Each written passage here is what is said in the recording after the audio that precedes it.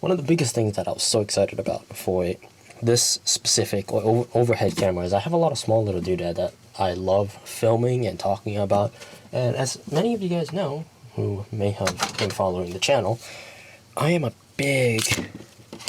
left-handed, so I should open it the other way. I'm a big knife person. So this is one of my completely jet blacked out karambits. The standard sheath on, nothing too fancy. The whole ring is actually in a bit of an oval shape. I don't know why they did that. It's not a perfect circle, but it's easy to handle. I can't really swing it here because there's not a whole heck of a lot of room. But yeah, it's a standard blade. I originally wanted to use this as kind of like my main knife because I could get all dinged up, no one's going to care, it's no design. It's very generic, but I never actually did because the sheath is a little bit too loose for me to be like comfortable taking it outside. Its twin brother is this guy right here. This guy is also started out with a black sheath, but I swapped out the black sheath with the white one. I'll show you that other one in a second. This one's the one, just a very nice blue hue. Again, don't use it much. It was a cool design, it has like a cool like CSGO-esque design, which I thought was really nice, but the black and blue, after a while, kind of looks a little bit weird, so there's that. Also, I used the white sheath because the white sheath clips a little bit better than the black one, and this one was really loose, so I needed to do that.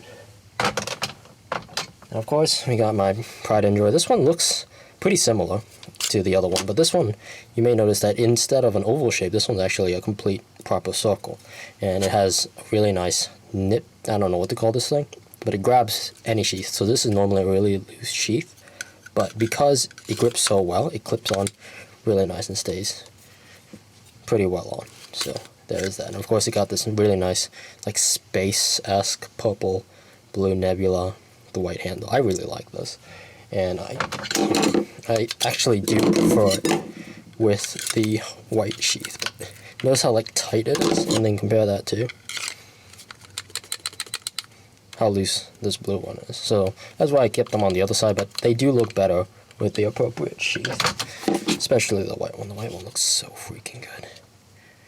Alright, moving right along, the next knife I have is not technically a karambit. It is a standard hunting knife. So it has a clip.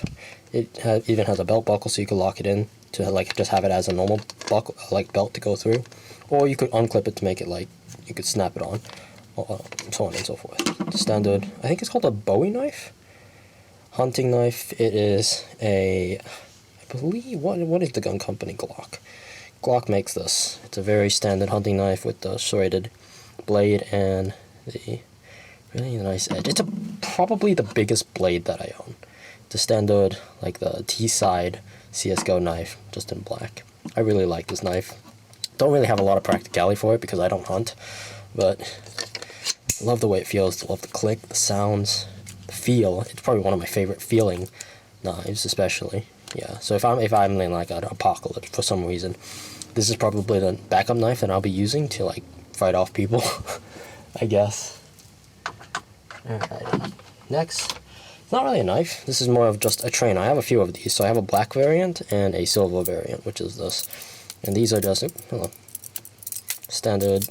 Man, there's not a whole heck of a lot of room. One thing I might need to work on is like getting a little bit more space so I can actually like spin these things without fear of breaking anything. So this is my trainer. It's a silver. It's a standard trainer. It's for practicing and just learning how to use a balisong. I still need to learn how to like roll it over my thumb.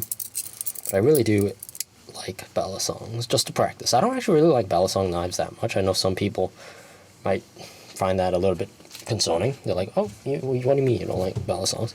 The problem with me and balisongs is they're a lot more maintenance compared to most other knives because there's a lot more moving parts. So you need to be comfortable. You need to have the special tools to tighten down all of these joints. You need to have special grease to make sure that all the joints move properly and smoothly. It's a high maintenance knife, and the tricks are cool, but like it's also really hard to carry. And also, this is one of the cheaper ones, so the locking mechanism is just kind of like flabby. The good ones, they actually are like spring-loaded, so they just stay, and they don't like flop around, which is nice. And also, they're really hard to get your hands on. I believe you can own balisongs, or what they also call butterfly knives, but you cannot carry them around. I believe that's the difference. Most states and most places, balisong knives are illegal, so you got to be very careful about that. So I have a few of these. I just basically bought it just to learn how to swing it. Alright, next we've got this. This is my black Tack Force. It's just a standard like cheapo knife that you get off Amazon. It's very nice, spring loaded. It's also got a lot of wear, as you could see. This is probably the knife that I spend the most amount of time. This has been my daily driver knife for the most part, and it's getting to the point where the blade itself, not sure if you could see that, but it's beginning to get a little dinged up. It's not sharp anymore, and no matter how much I sharpen it, it's not sharp, and there's not much I can do about it. But it is also beat the heck up. Yeah, this was my daily driver knife I used all the time, and I love this thing. It's still a really good knife. It's just unfortunately not as sharp as I need it to be sometimes. So I need I'm going to try sharpening it one more time, redoing the edge and all that. So yeah, again, cheapest knife I think I own, but it's also one of the most durable. I've taken it everywhere. I've beat it up the heck up. I've used it to break things, used it as a hammer, used it as a knife, used it as a flat screwdriver. A lot of history with this thing. So yeah, definitely my favorite. And then after that, this is the newest one to the arsenal, my latest knife. This is a Smith & Wesson. It has a locking mechanism right here, so it actually does work like a gun. So when you see the red, that means the mechanism can be opened, like that. And when you lock it, that means it cannot be opened, so it has a locking mechanism. The blade is not curved. It's a straight edge for a karambit knife, and it's also a little bit bigger than the other knife, my pre-carried knife. Just a touch bigger, and it's also much straighter. It has a look. It's very rugged. It looks more military as compared to the black, just standard civilian knife.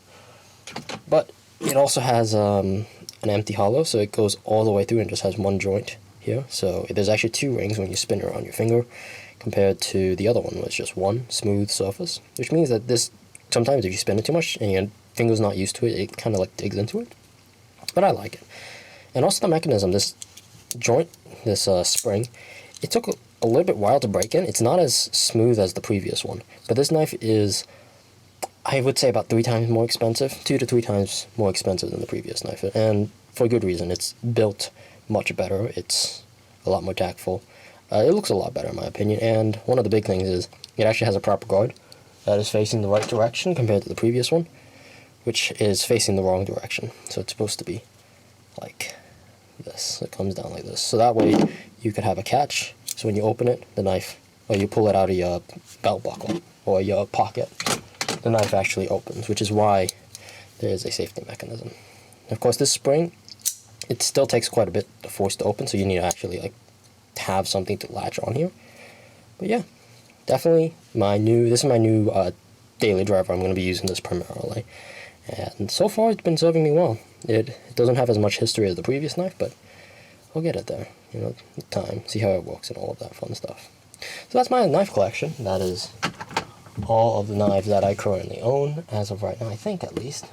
I have a box cutter, but I'm not going to show that off because it's a box cutter. And yeah, I really like this over-top tabletop view. I've always wanted to have one ever since, you know, I did streaming and I did a lot of hand cam stuff. So if you guys would like to see my controller collection or something of that nature, be sure to let me know and I will do just that. Alright, thank you guys very much for watching, and I'll see you guys all next time. Also, if you're curious about my thumbs, I have like an Asian genetic that makes my thumbs look really short and stout. You could thank my mom for that. My mom and her grandpa had it, so that's where I get mine from. Alright.